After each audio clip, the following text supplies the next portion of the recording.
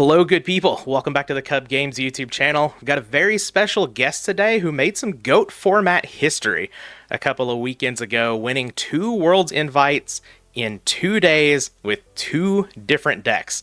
So definitely wanted to get him here on the channel to talk about this whole weekend and talk about both of the decks. There's no way this has ever been done in GOAT format before, so absolutely some GOAT format history. You love to see it, love to see people being just as consistent as this to show that our game does take tons and tons of skill, and we do have some very, very talented players out there. But yeah, I've got Simon here on the channel with me. Goes by SS95 on Dueling Book. But Simon, go ahead and introduce yourself to the people. Yeah, hi guys. I'm Simon. I'm from Germany, and I play GOAT format.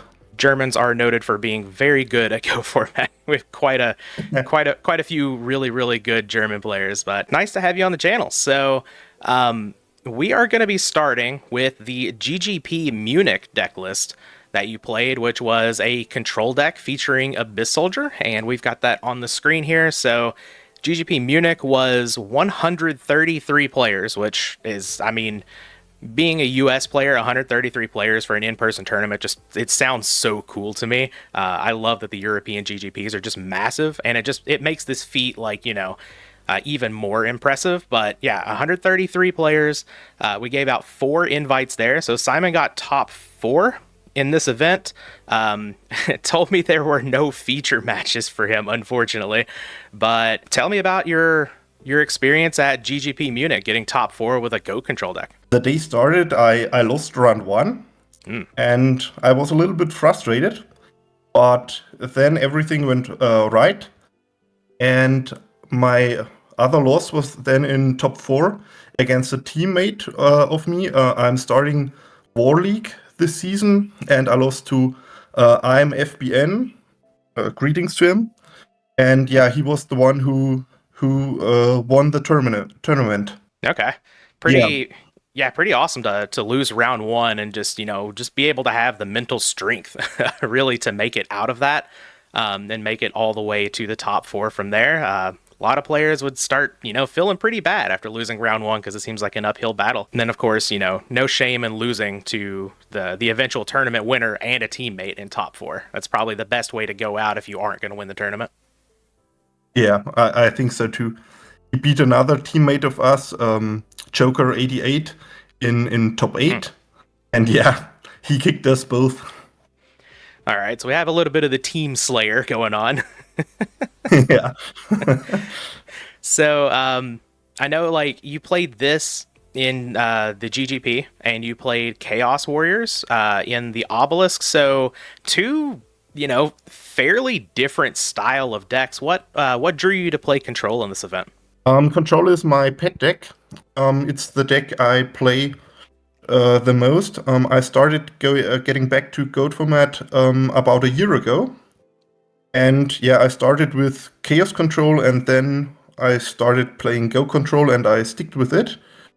And Chaos Warrior is a newer deck for me. I've picked it up, I think, 2 months ago, and I really like that one too.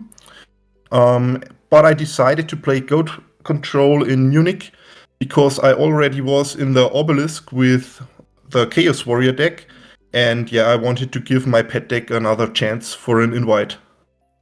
Makes sense. I also took my pet deck to the last GGP that I played. Didn't do quite as well as you, but you said you started on Chaos Control and then moved to GOAT Control. I feel like that's kind of the opposite for most people. A lot of people, whenever they get into GOAT format, they see the GOAT Control deck of old, and they're like, oh yeah, GOAT Control. But then they find out that, like, most of the competitive Control players are playing Chaos Control. So what draws you to, I don't want to say the more like traditional style of Control, but what draws you to the GOAT Control version of the deck over Chaos Control? Is it just because it's your pet deck, or do you think there's actually some competitive reason to play this deck over the other? I think Chaos Control is a little too bricky because of there are so many engines in Chaos Control. The Chaos engine, the discard engine with Thunder Dragon, the GOAT package with metas. There are so many cards that can brick, and I think Go Control doesn't have it as much. You can still brick on Go Control, but you play a lot less cards that do different things, I guess. Okay. Yeah, no, that makes a lot of sense to me. And I guess one other thing before we actually get into the deck profile and the card choices, what were your matchups like at the GGP? And did you play against anything cool? I've played against, I think, 4 or 5 Chaos Turbo lists. I've played against Gearfried Warrior, Okay. against Zombies twice, which was really cool. That's about it. Okay. Very a very narrow set of decks there. Yeah, A lot of Chaos Turbo, but love to see the Gear not a Free. Love to Chaos see Turbo. Yeah, love to see the Gear Free and Zombies though. Seeing some play. I think Zombies is actually a bit of a better deck than people give it credit for. Yeah, it was in top 16. Yeah, yeah, definitely had one up there in top 16. We also had a water player, water return Yeah, player in that top was 16. crazy. Yeah, so some people out here making some headlines, for sure. Pretty awesome. This event did cut to top 16, right? Yeah, exactly. Okay, In yeah, Germany, we typically also have a lot of RGT players, but thankfully in Munich there were not as many. okay. Do you feel like that's a bad matchup for you, or just don't want to play against No, it? but it's a good matchup for Go Control actually, but I still hate to play it because it's a coin toss. Sure, sure. There are definitely some games against that deck where it's just like, what do you do? Yeah, But yeah, okay. So that's all the questions that I have before like specific card choices. So if you want to go ahead and get into this deck, yeah, go ahead and just give it a nice rundown for us. yeah. It's basically Go Control. There is only one Chaos monster, the BLS, because there are not as many lights in the deck, so you can't really support the Chaos Zorks. Then we have the basic flip engine with the best flip effect monsters, 2 spies. I don't have room for the third one, and Morph, which is really basic, I think. The 2 cards that maybe stand out the most are Cyberchar and Morphing Char.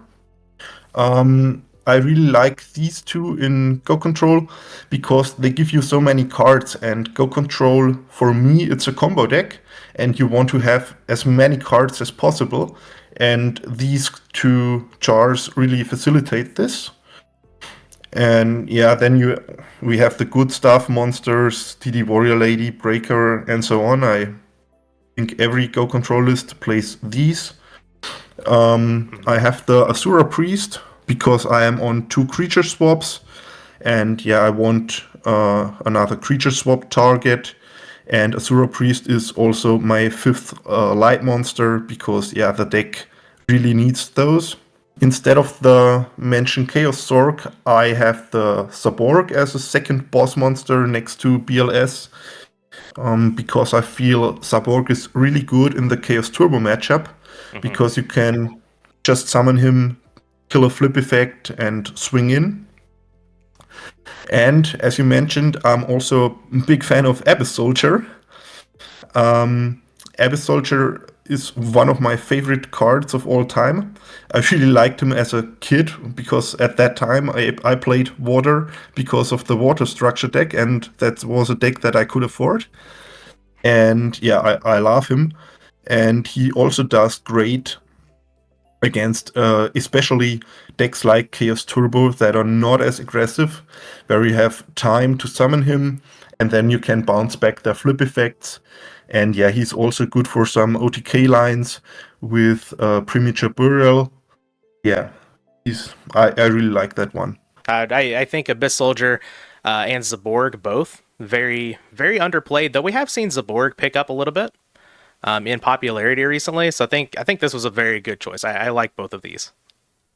Yeah, I really like these 2 cards. I think the spell lineup is pretty basic. I play the 2 goat, 2 meta, 2 creature swap ratios because I think 3 goats are kind of bricky. You don't need them in the slower, less aggressive matchups, and the more aggro matchups like Earth Aggro and Warriors, they bring in Wangoos and stuff, and oftentimes you don't want to see 3 goats against those decks too. And 2 metas, the same thing. 3 are too bricky for me. Spell lineup pretty basic, and the trap lineup I think also pretty basic. I have the Jars of Greed for some consistency, because I think Upstart is not as good in goat control because it gives the opponent too much time. It's really hard to get down 10,000 life points. I think the two Solemns are really good in goat control too, because they secure your game shot, and they give you time, and they are also there to protect your jars. The rest is basic. Should we go in for the side deck?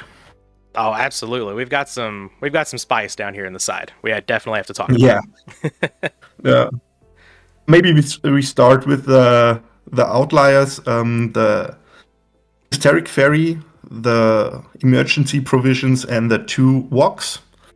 Yep. I've decided for those 4 cards because of timeout in a real life tournament. If you look into my main deck, I have 4 cards that cost life points. It's a Duo, Premature Burial, and the 2 Solemns. And if it gets close to time, I side those 4 cards out, and I bring in my 4 life point gain cards. It also came up. I won round 7 because of that. Okay. I didn't get to time that much. I got to time, I think, 2 times in the tournament. But yeah, I won 1 time the timeout because of this. Yeah. Then the monsters against the aggro matchups, I've decided to run 2 beaters. I have Gorilla and the Kinetic Soldier. Gorilla is one of my favorite cards again. I think in Goat Control he's better than Sombira, because in Goat Control you really need something that can pressure the opponent, and Sombira is oftentimes too passive. You don't really need that extra wall that he can be, and Gorilla I think is a lot better. Okay. And I oftentimes played with 2 Gorillas, but this time I decided for the Kinetic Soldier in the second slot, because I like to have a monster that I can set and bait some noblemans and stuff. Makes sense. Yeah, I have the Mobius against Burn mostly. I also side him against some warrior players, because he can be not as great, because if he gets solemned, it's really bad. But I have my own solemn judgments to counter the opponents, and so I think Mobius, if I can bring him out, he's most of the time he's game. Mm-hmm. And against the aggro matchups, also the 2 Sakuretsu armors and the 2 Dust Tornadoes.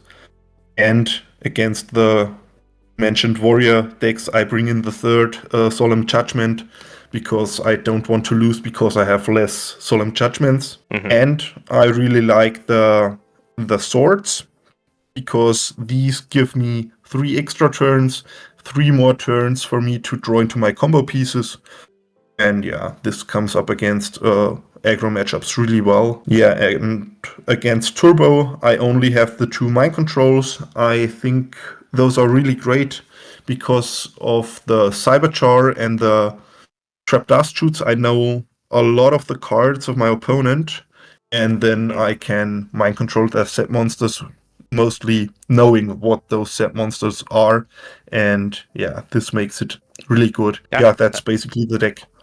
All right, that makes a lot of sense to me. Spoiler for the next list. You said that Berserk Gorilla was one of your favorites.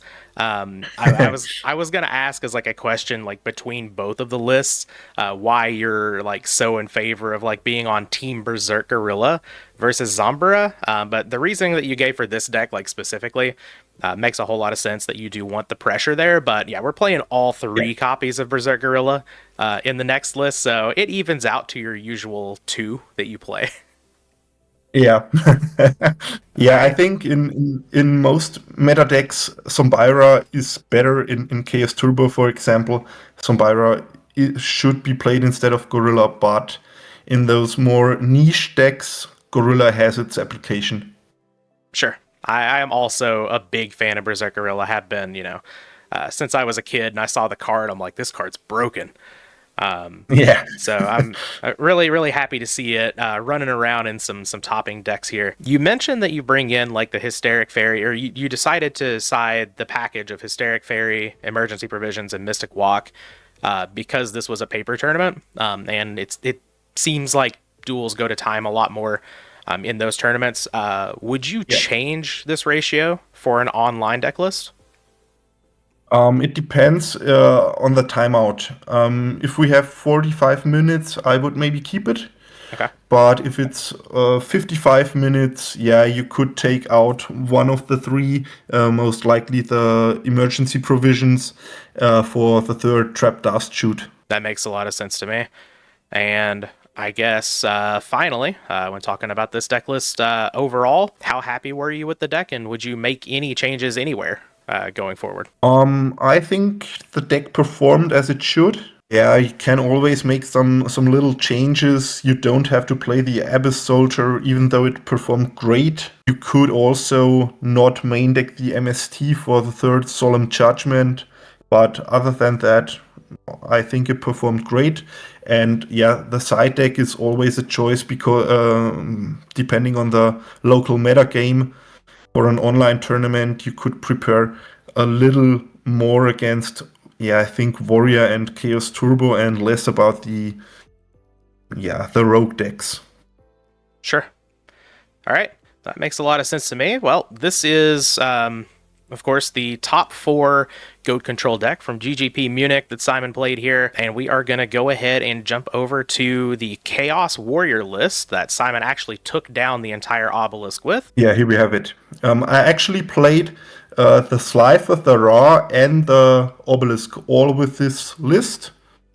I think I only made some changes to the side deck. But the main deck was, I think it was consistent on all 3 tournaments. Okay, well that marks off my first my first question that I had on the list here was, did you play this through the entire Slifer Raw Obelisk run, or did you just play this in Obelisk? So that's really sweet. My one Obelisk run, I also played the same deck throughout. I actually played the same 55 in every single match.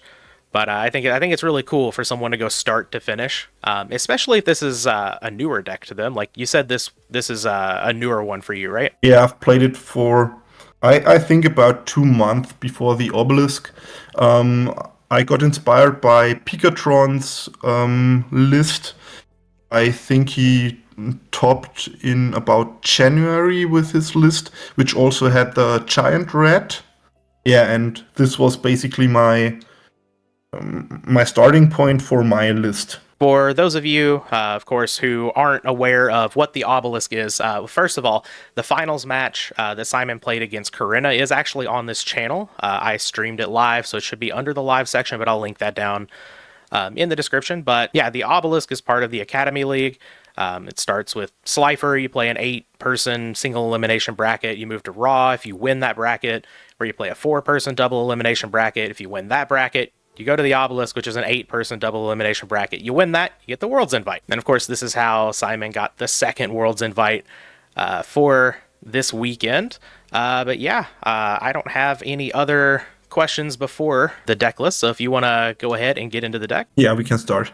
So it's basically Chaos Warrior. Let's start with the Chaos package. I have 1 BLS and 1 Chaos Zork. That's a good ratio. I think second Zork is too bricky, because in this deck actually it's not the lights are the problem, it's more about the low dark count, which is a little makes Chaos a little bricky sometimes. Then to support the Chaos, I have the 3 Thunder Dragons, as in Chaos Turbo basically. But the rest of the deck is Warrior core. I have 7 warriors. I have all one-offs, the Blade Knight, the Warrior Lady, the Dawn, Exiled, level 2, Sasuke, and Zombira, with 2 Rodas. I play everything as a one-off because thanks to Rhoda, you basically play everything as a three-off, and you want all the options. Zombira, I think you don't have to main deck, but I really like him here because, as I've mentioned, the dark count is a little problematic, and Zombira is a searchable dark monster, and I think he is the best or the second best dark warrior next to the Don Saluk. So that's why Zombira is here. And I think he's also really nice in most matchups. Even against Chaos Turbo, he can beat over a Spy or beat over a defense position Chaos Zorg. And yeah, I don't think he's so bad in the main deck. Then we have the good stuff monsters: Breaker, Tribe, Sangan, Serpent, and I have one Kaiku. Maybe this one could be bumped up to 2 instead of the second Zombira, but as I've mentioned, I like the searchable option. And the MVP of the deck, the Injection Fairy Lily, which, Lily is crazy in this deck. She makes games go so fast, and this deck really wants it. So, I like to play the deck almost as aggressively as Earth aggro, and Lily helps with that. Then let's go over to the spells. As I've mentioned, the Rhoda engine, and then most of the spells are staples. I can mention the card destruction. Card destruction is really good in this deck. You have good discard material with the Thunder Dragons and the Serpent. And if you're going against an aggro deck like Warriors or Earth aggro, where your level 2, your Nox and everything is dead, I really like to have the card destruction to just discard all of that stuff and get into some good cards. And then the trap lineup. Some people think it's a little awkward that there are no Solemn Judgments, but they don't really fit into that deck. You don't really want to set your whole hand like in normal Warriors, because most of the time you have Thunder Dragons and Serpent in hand, and you won't get your Blade Knight to 2k. And it doesn't do as much, so you don't need to set your back row and protect it with Solemn. That's why there are the stable traps, and I have the Raigeki breaks because I have enough discard material.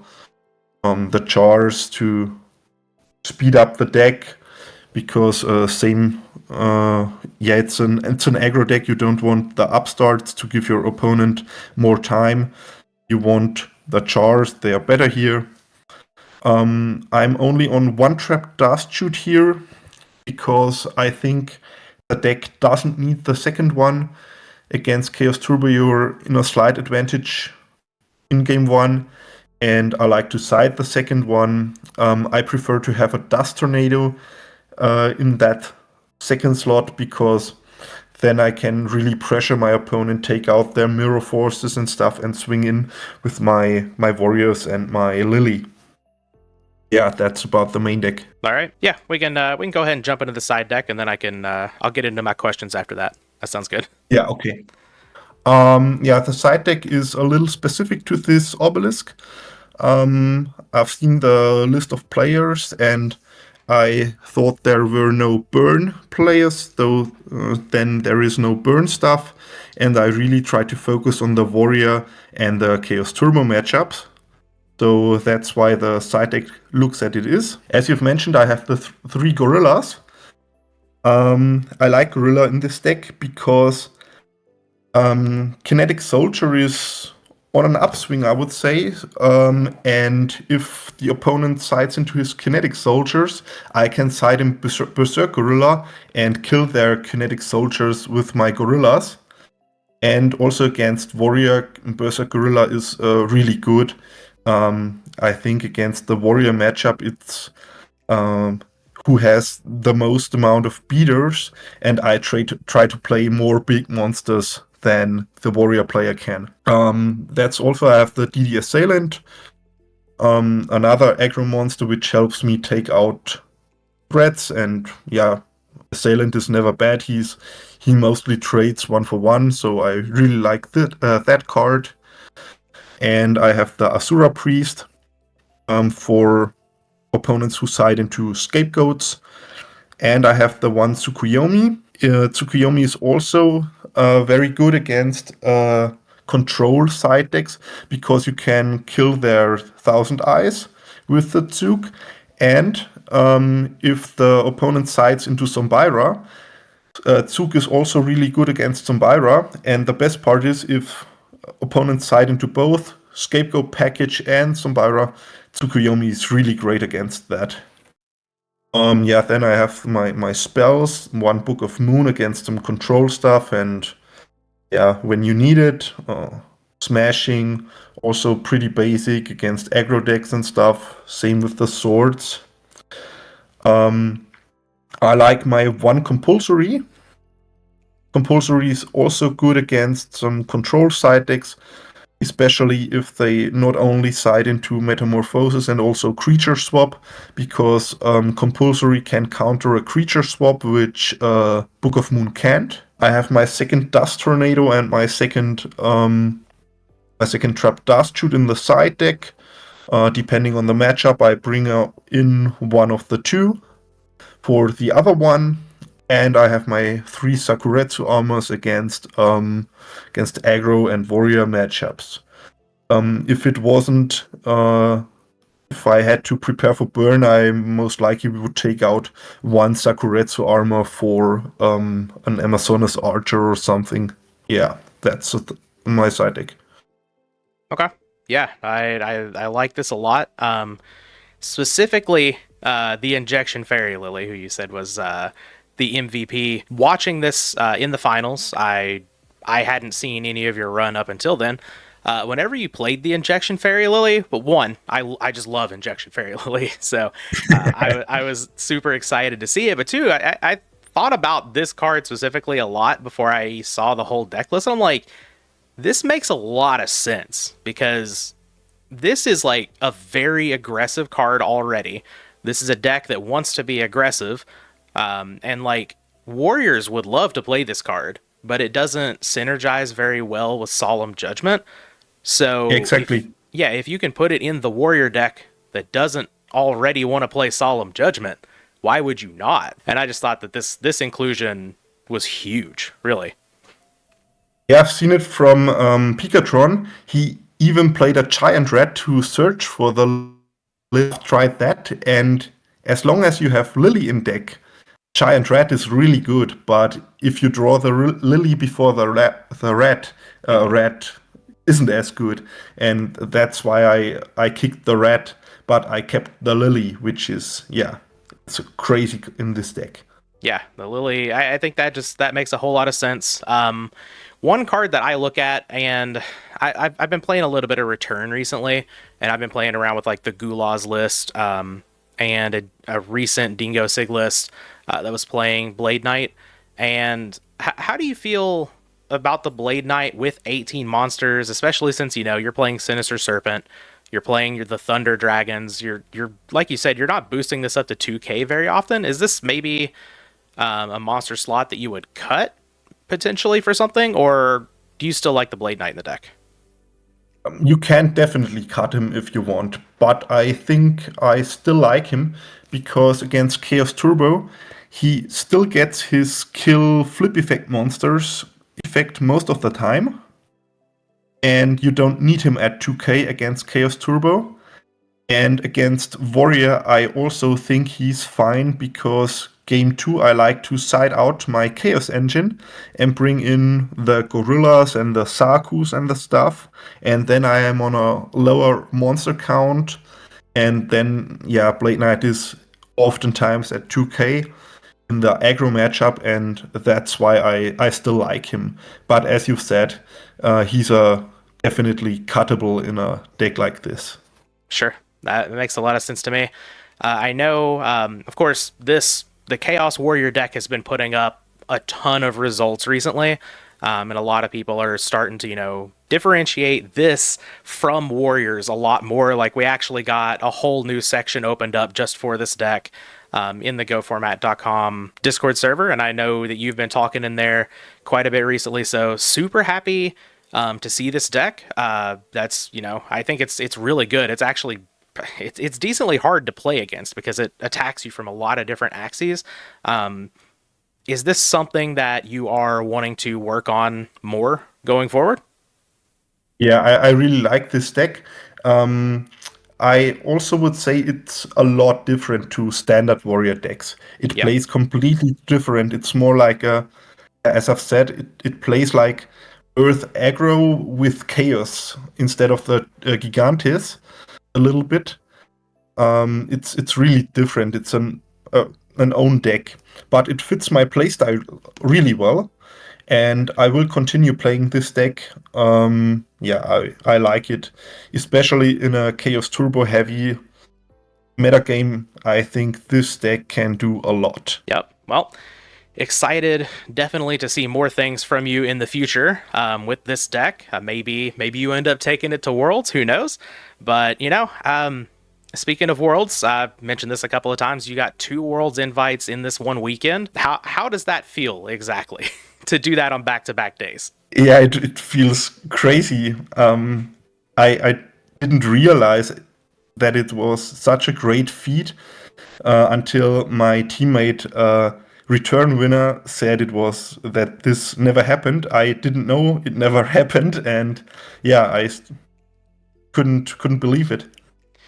Yeah, at least from all the information I have, I don't know of anyone who has gotten back-to-back Worlds invites like on back-to-back days before.